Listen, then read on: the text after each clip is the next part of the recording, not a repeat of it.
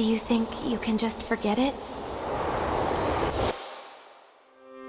Your Lie in April is one of the most unforgettable anime that I and many others have ever experienced. Even after an entire decade has passed by since the story of a cage-traumatized pianist and a free-spirited sparkling violinist first came out, it still to this day continues to impact millions of people through its well-executed themes that many could relate to, incredible production values that brought this anime to life, an exceptional soundtrack that evokes all kinds of emotions, a lot of colorful characters who remain memorable to this day, and an inspirational story so powerful that even the author of One Piece himself is jealous of. All of which has collectively made Your Lie in April such an iconic anime that it has literally become the 23rd most popular anime of all time, created a dedicated fanbase that collectively gets together every single April to rewatch the series, and in some cases, it has even went as far as to change many people's lives for the better. Through making this video, I wanted to answer some seemingly simple questions about this anime that would eventually end up taking me on a couple-month-long journey of psychoanalyzing every little moment of this anime, consuming just about every single interview, review and piece of media attached to the series, and thinking deeply through my own thoughts and feelings regarding Your Lie in April. The first of those questions being, who exactly are the people responsible for making this anime as incredible as it turned out to be? Secondly, why is it that even after an entire decade has passed by, most people still cannot forget about the story and its characters? And lastly, the question that to me was single-handedly the most difficult one to find an answer to, how exactly did Your Lie in April manage to resonate with and reach millions of people worldwide? Since yet another spring season is here, let's go on this fun little adventure together and rediscover why so many people love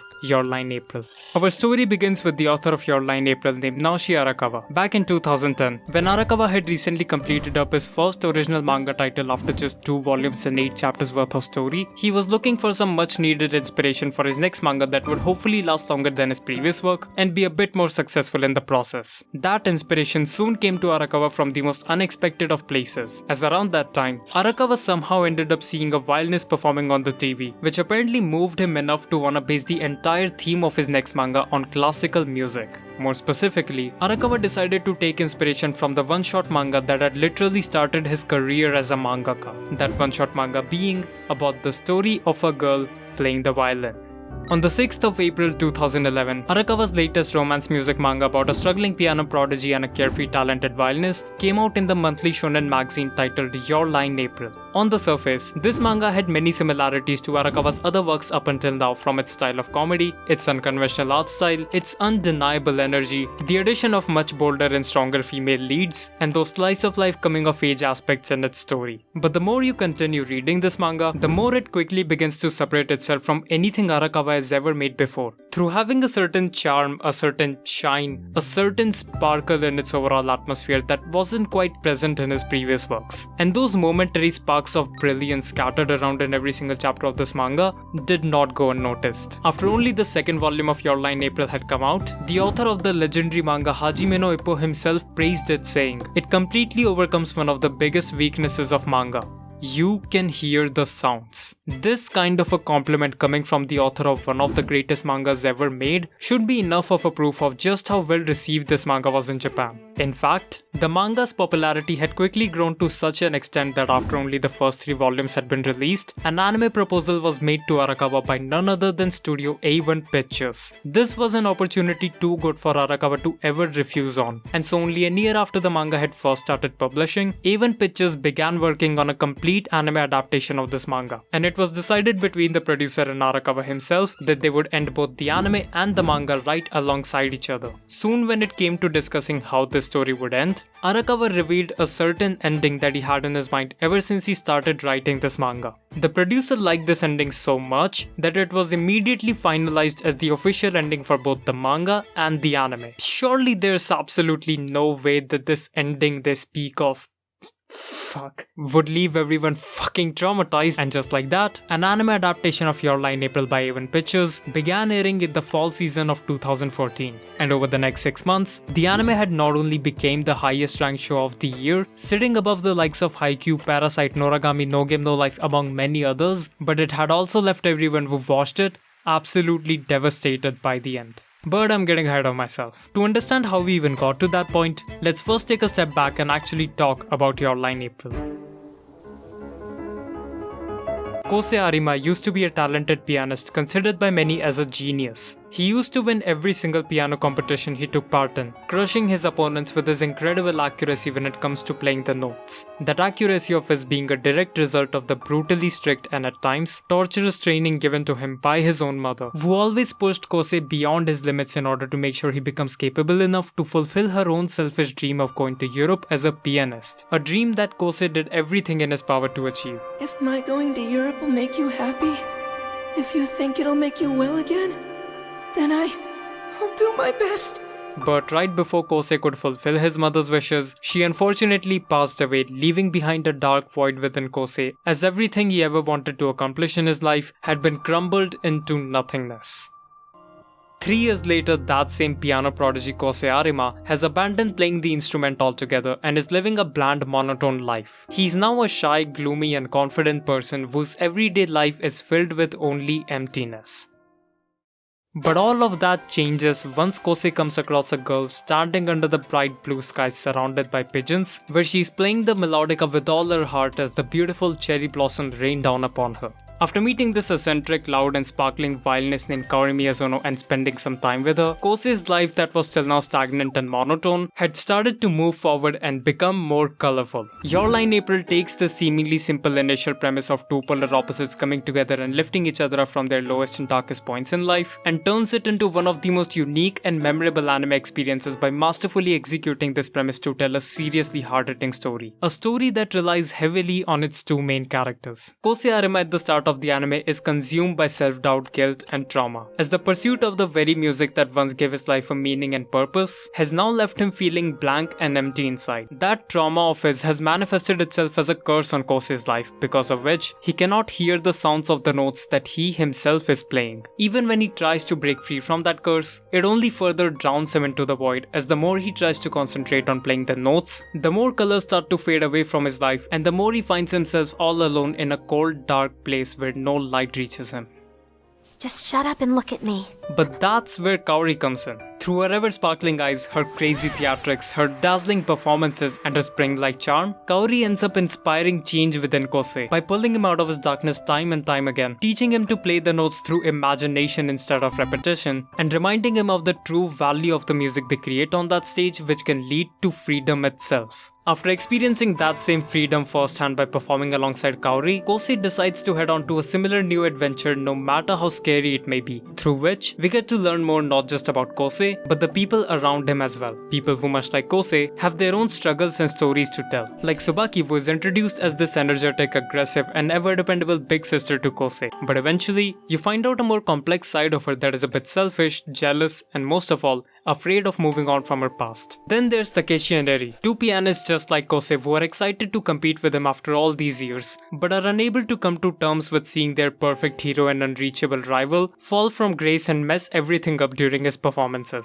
And lastly, there's Watari, who is just about the greatest friend to Kousei and is way too goddamn perfect for his own good. It's no wonder Kaori is in love with him. I mean, I would also fall for him. The anime makes great use of its characters to beautifully convey its messages of dealing with guilt, regret, heartache and trauma through building them up over the course of several episodes at times and concluding them on these exciting, joyful and most of all breathtaking moments where the characters finally overcome their internal struggles and become better people as a result. There is a charming aesthetic to the overall atmosphere of this phenomenal adaptation that is caused by the stellar direction, the highly precise animations, the amazing voice acting and the powerful soundtrack of the show. All these aspects work alongside each other to create these important moments that stick out and feel fresh no matter how many times you rewatch it. There's the piano scene, the piggyback scene, the firefly scene, the fireworks scene, the stargazing scene, the rooftop scene and my personal favorite, the quiet serene classroom scene, which are just a handful of the moments that I still remember years after I first watched the anime. That's not even including the insanely good openings and endings that I still listen to every now and then while crying my eyes out for some reason. The fact that almost none of the people responsible for making this story and this show have ever had any actual experience with classical music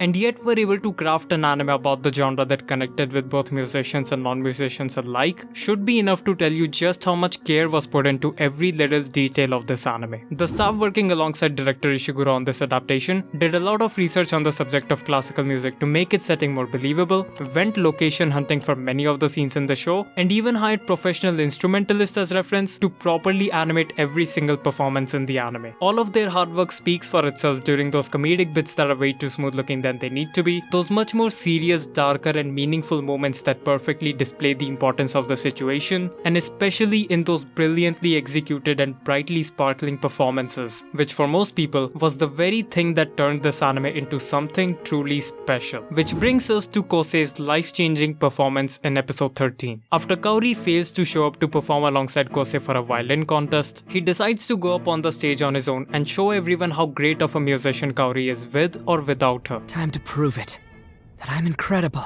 And if she chose me to accompany her, that means she's even better. At first, things go in much the same way they usually do. Kousei hits the keys as hard as he can in pure frustration, yet is still unable to hear any sounds come out of the piano. But then slowly over the course of this performance, something within Kousei starts to change as the piece he's currently playing, Love Sorrow, reminds him of his long forgotten memories of childhood, since Kousei's mother Saki Arima used to always play the Love Sorrow piece for him. Till now in the story, we have only seen the forceful, abusive and ruthless side of Saki during her last few days with Kousei. And while her actions during those days still remain irredeemable, they are not a complete representation of her true nature and desires. Because even though her methods were extremely flawed and unjustified, Saki was only trying to do what she thought was best for Kousei in her own way. This twisted and distorted version of Saki that comes out every time Kousei performs on stage and takes pleasure in mocking her own son is something that Arima created in his own head out of the feelings of guilt, regret, and his own weaknesses which resulted from the very last words he ever spoke to her.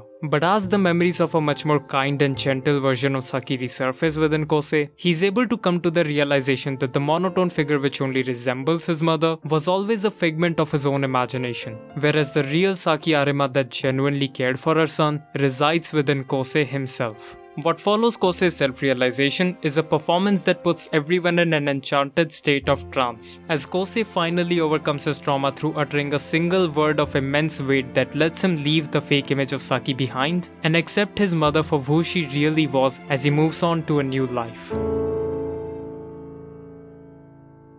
Goodbye. Kousei's cathartic journey of being reborn as a pianist touched many people and left them speechless by the end.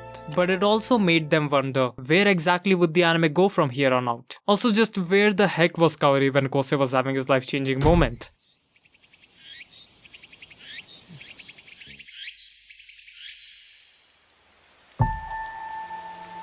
It was right under our noses the entire time. There were hints as far back as episode 3 foreshadowing this very moment. But back then, most people could only speculate what those scenes meant. However, now at the end of episode 15 when Kaori was struggling to even stand up properly, the pain in the voice acting, the anger displayed in the animation, and the darkness in the surrounding atmosphere made one thing obvious for everyone. Kaori doesn't have much time to live. It hurts to watch Kaori's infectious charm being overtaken by a dull, monotone, faded figure. It is painful to see those bright and colorful moments of genuine happiness become less and less frequent. It is heartbreaking to see the carefree, kind soul who pulled Kousei out of the darkness lose all hope and fall into despair herself. At first, you alongside Kousei try and put a waltz, try and keep your distance, try and forget all about Kaori in order to not get hurt. But that's never gonna happen because through whatever little time they spent together, they were able to influence both you and each other in ways neither of them will ever fully understand. Although Kousei was able to eventually reopen Kaori's eyes to the power and freedom of music by playing the piano in a way that a certain sparkling violinist had taught him to, that fleeting moment of hopefulness soon comes crashing down under the weight of reality. A reality that confronts Kousei, forcing him back into the sorrowful darkness of a bottomless ocean, where no light can possibly reach him. For Kousei to now get back up on his feet again the way he did because of Kaori, it would take nothing short of an actual miracle. Back in 2014, when the anime had first started airing, the official website of Your Line April had put up a tweeting event where if a certain amount of tweets were made with a particular hashtag, a miracle of sorts was supposed to take place. To this day, the exact nature of this miracle and whether or not it was ever fulfilled remains unclear. But if you were to ask me, I believe that miracle did in fact take place. Because on 11th March 2015, that event successfully ended with a lot more tweets than the initial goal asked for, and only 2 days later, episode 21 of Your Lie in April was released. In that moment on the rooftop of a cold, colorless, snowy day, a miracle had just taken place, because of which all the heartache, all the sadness, all the despair built up by the last few episodes seemed to have vanished out of existence. Even the walls you had put up in order to not get hurt were shattered, giving you reason to believe that maybe there's still hope for a better future. Maybe Kousei won't have to suffer through another loss. Maybe Kaori will come out of the other end of her surgery just fine. Maybe, just maybe, they can be together once again. But you see, that ending that Arakawa spoke of to the producer that day was never meant to be a happy one. Which is why in the end, through one final performance of unmatched surreal beauty and a single 22 episode spanning lie that was revealed to everyone in the last few gut-wrenchingly sorrowful moments of the anime, Your Lie in April had made millions of people cry.